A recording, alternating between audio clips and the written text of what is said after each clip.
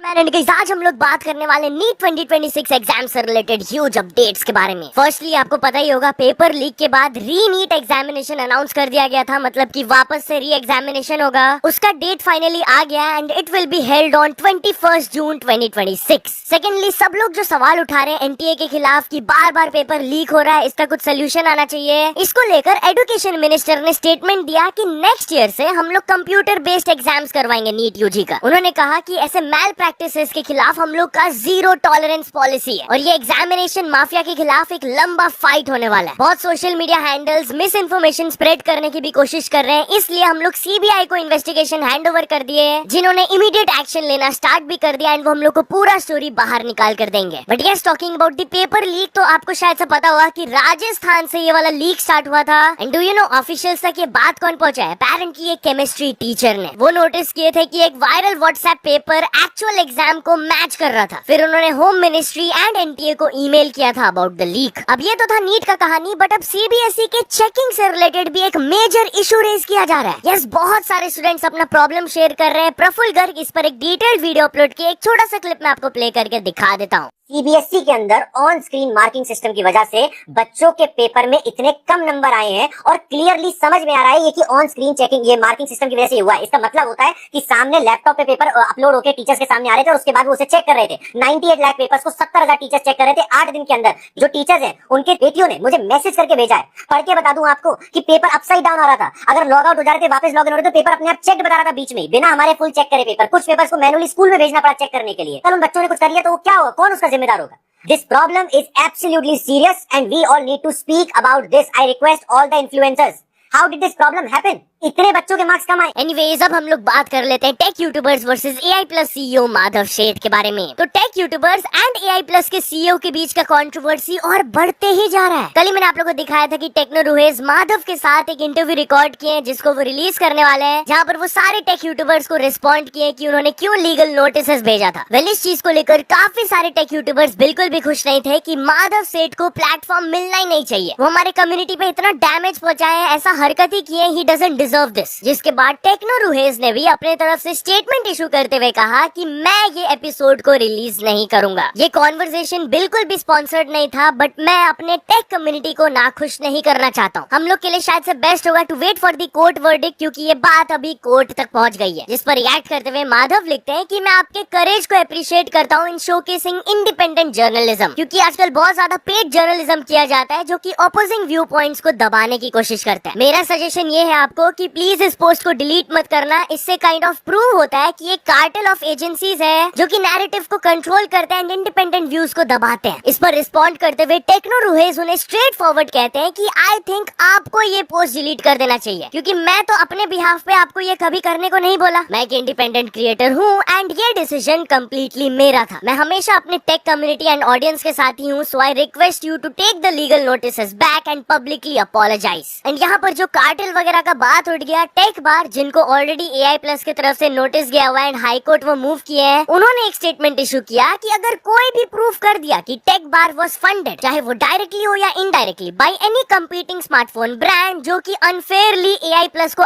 करने के लिए फंड दिए थे, ये चीज अगर आप प्रूफ कर देते हो, मैं अपने चैनल को सीधे डिलीट कर दूंगा। एनीवेज, अब हम लोग बात कर लेते हैं सुनील पाल के बारे में। तो सुनील पाल का फिर से लफड़ा स्टार्ट हो गया है विद समय, तन्मय एंड अदर कॉमेडियंस। ये सभी कपिल शर्मा शो में वो समय के साथ फीचर किए थे। इट वाज लुकिंग कि finally everything is fine, but फिर से सुनील पाल एक इंटरव्यू में आकर स्टैंड अप कॉमेडियंस को क्रिटिसाइज करते हुए बोल दिए, समय रैना गाली देता है, जाकिर खान, मुनावर, तन्मय, ये जितनी भी लौट है ना, उनको लौट जाना चाहिए, इनका काम अब खत्म हो गया। हमारे हिंदुस्तान में तो ये फिट बैठते ही नहीं है, ये किसी नागालैंड में जाए, वहाँ पे नंगे लोगों की भी इज्जत हो सकती है। अब देख लो भाई, आपको अगर ऐसे पर्सन की बात मानना है जिन्हें ये तक नहीं पता है कि नागालैंड इंडिया में है, तो अब आपके ऊपर है यार, क्या ही बोलूं अब मैं। बट एनीवेज, चलिए अब हम लोग बात कर लेते हैं भुवन बाम एंड थगेश के बारे में। तो भुवन बाम जब एक ऐसे एड में फीचर हुए जहाँ पर थगेश शो जैसा सेटअप किया गया था, तो थगेश की तरफ से भी रिएक्शन आया। यस, बेसिकली बीजीएमआई का भुवन बाम के साथ एक एड आया, जहाँ पर आप लोग देख सकते हो कि कैसे वो एक टॉक शो को ज्वाइन करते हैं है with a host. Talk show का सेटअप देखकर आपको थोड़ा सा कहीं ना कहीं थगेश शो का वाइब आ ही रहा होगा, तो इस पर रिएक्ट करते हुए थगेश भी नीचे ये वाला गिफ अपलोड किए ऑफ दी होमलैंडर। बट यार टॉकिंग अबाउट भुवन बाम, तो क्या उनके ढिंडोरा 2 प्रोजेक्ट में राजपाल यादव भी होने वाले हैं? वेल गाइस, ढिंडोरा 2 पर काम स्टार्ट हो गया क्योंकि कल ही भुवन अपने सेट से ये वाला फोटो अपलोड किए थे जहाँ पर एक पर्सन टी शर्ट पहने थे विद द टैगलाइन लग गई फिर से, एंड नीचे उन्होंने लिखा लगने वाली है फिर से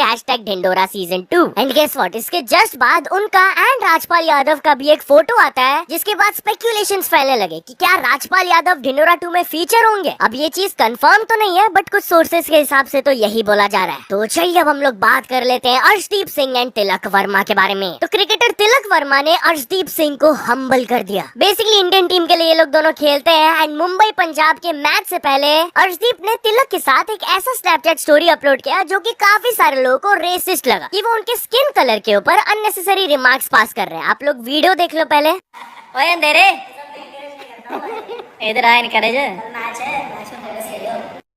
सनस्क्रीन नहीं लगाई? फोक्सटेल आ दे आ अंदा असली नूर, आ देख असली नूर पंजाब दा, आ दे आए नकली। नहीं हिंदी में बताओ।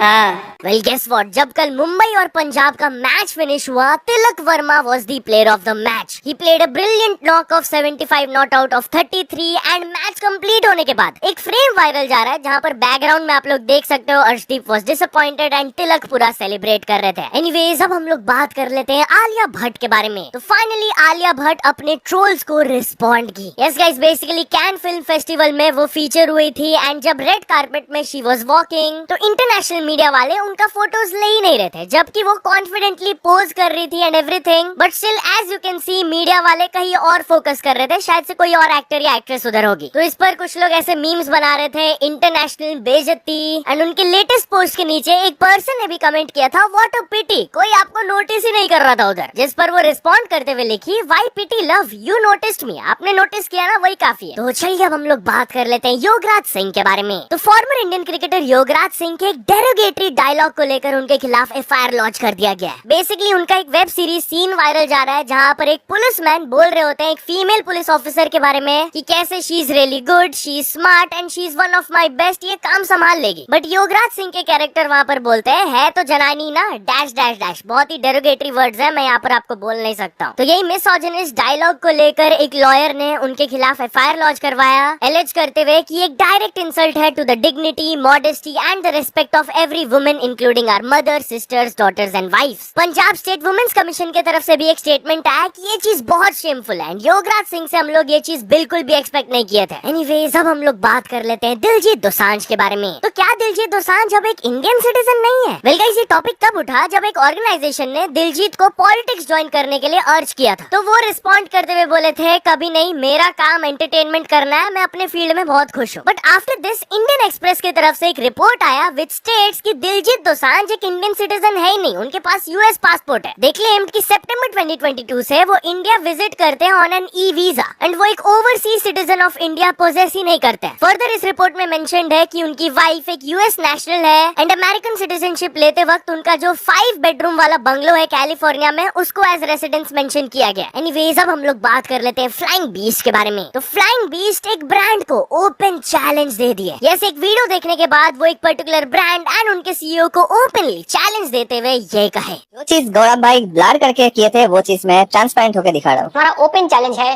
वेलकोर के फाउंडर को कि जो इसमें दिखाया है अगर ये सही है तो आप प्लीज आइए। मैं वीडियो में बोल रहा हूँ, मैं अपना क्रिएटिव नैनो का स्टॉक पूरा मार्केट से वापस खींच लूंगा, पूरा वापस खींच लूंगा।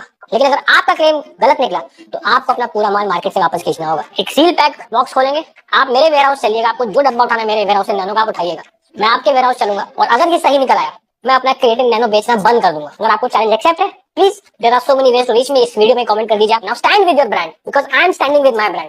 तो चलिए अब हम लोग बात कर लेते हैं एक दिल्ली वुमेन के शॉकिंग केस के बारे में। तो एक वुमेन ने क्लेम किया कि उन्हें मूविंग बस में गैंग किया गया था। ये 30 ईयर ओल्ड वुमेन ने क्लेम किया कि उन्हें अबडक्ट एंड गैंग किया गया था in a moving sleeper bus and after her complaint वो ड्राइवर एंड कंडक्टर दो अक्यूज को अरेस्ट भी कर लिया गया। पुलिस ने बताया कि ये वुमेन एक फैक्ट्री में काम करती है एंड जब वो काम से अपने घर लौट रही थी वापस, तभी उनके साथ ये वाला इंसिडेंट हुआ ऑन अ मूविंग बस एंड आफ्टर दैट उन्हें एक मेट्रो स्टेशन के सामने अबैंडन करके छोड़ दिया गया था बाय द अक्यूज्ड। उसके बाद पुलिस जब स्पॉट में पहुंचे उन्हें हॉस्पिटल लेकर गए, बट इंजरीज होने के बावजूद वो हॉस्पिटल में एडमिट होने से मना करती हुई अपेरेंटली ये रीजन बोलते हुए कि मेरे घर में पति है, he is not well and मेरे 3 बच्चे हैं, उनके लिए खाना कौन बनाएगा, मुझे वापस जाना होगा अभी। बट जो अक्यूज अरेस्ट हुए वो एक कम्प्लीटली डिफरेंट स्टोरी क्लेम कर रहे हैं। वो क्लेम कर रहे हैं कि पैसे को लेकर एक आर्ग्यूमेंट हुआ था। अपेरेंटली पैसों को लेकर जब ये आर्ग्यूमेंट स्टार्ट हुआ था तब वो वुमेन एक पैसेंजर का फोन लेकर पुलिस को कॉल लगा दी, ये सब क्लेम करते हुए, एंड उसके बाद पुलिस आकर हमें अरेस्ट किए। तो पुलिस तो अभी यही बोल रहे हैं कि हम लोग दोनों तरफ से मैटर को इन्वेस्टिगेट कर रहे हैं, we are examining all the angles. तो चलिए अब हम लोग बात कर लेते हैं न्यू फियर अनलॉक।